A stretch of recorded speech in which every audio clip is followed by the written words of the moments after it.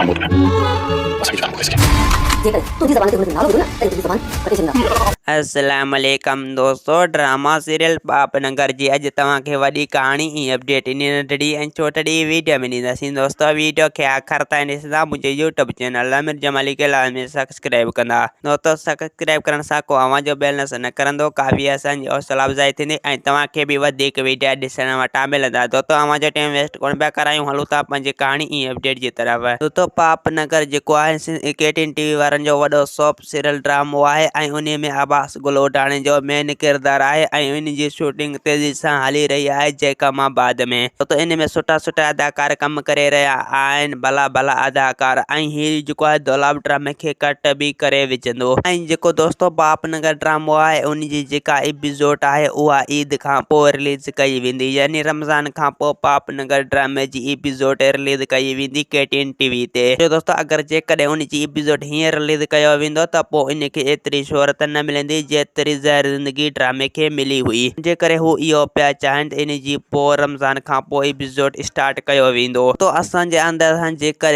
पापनगर जेको ड्रामो आहे उन खे हींअर रिलीज कयो वञे हा त पोइ इन खे एतिरी शोहरत मिले हा जेतिरी असां सोचे बि नथा सघूं। छो जो हींअर सिंध TV ते का बि ड्रामो नथो हले ऐं KTN TV ते का बि नथो हले। उन जे करे हींअर सभु ड्रामा बंदि थी चुका आहिनि। अगरि जेकॾहिं हीउ ड्रामो हले हा त पोइ इन खे एतिरी त शोहरत मिले हा जेतिरी ज़हर ज़िंदगी ड्रामे खे मिली हुई। बहरहाल डायरेक्टरनि जो चवणु इहो आहे त ईद खां पोइ हिन ड्रामे खे रिलीज कयो वेंदो KTN TV ते। छो जो KTN TV जो हीउ वॾो सॉप सीरियल ड्रामो आहे पापनगर। अब्बास गुलेब जो इन में भी मेन किरदार आहे। दोस्तों इन खां पोइ इन जा 4 टीज़र पूरा थी वेंदा, यानी 4 या 3 टीज़र पूरा थी वेंदा त उन खां पोइ हिन जी प्रोमो ईंदी। उन खां पोइ हिन जी एपिसोड हलायो वेंदो। इन रमज़ान ख़त्म थी वेंदो त उन खां पोइ हिकु ॿ ॾियारो खां पोइ यानी ईद खां पोइ इन जी एपिसोड रिलीज कई वेंदी KTN TV ते राति जो 8 वॻे। दोस्तों उम्मीद त कहानी आई हूंदी, अव्हांखे पसंदि। असांखे ॾींदा हाणे इजाज़त, वरी तव्हां सां मिलंदासीं के नई वीडियो में। खुदा हाफ़िज़।